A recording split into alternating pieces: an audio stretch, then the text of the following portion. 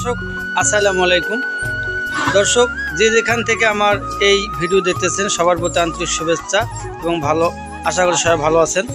দর্শক যিনি এ খড় রেডি করে বা কুরিয়ার করে পাঠায় তার কাছে আমরা শুনবো যে কীভাবে খড় রেডি করে এবং কোন জেলায় দেয় এবং কত কেজি বস্তা কত টাকা দামে বিক্রি করতেছে। আমরা তেনার কাছে এই খড় সম্পর্কে জানবো। তেনার নাম রবিউল ভাই। রবিউল ভাই আসসালামু আলাইকুম। রবিউল ভাই ভালো আছেন? আছি আলহামদুলিল্লাহ।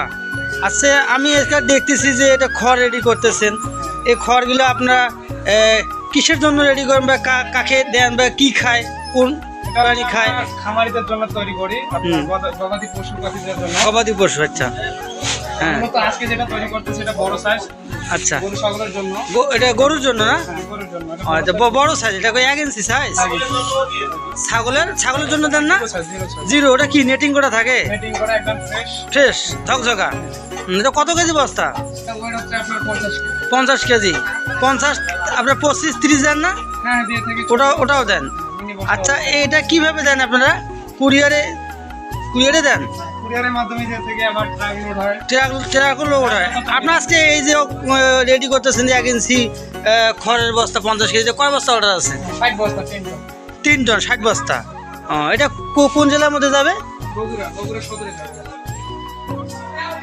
বগুড়া সদরে। আচ্ছা ওনার নাম জানতে পারি ভাই? হ্যাঁ ওনার নাম হচ্ছে জামাল ভাই। জামাল ভাই না?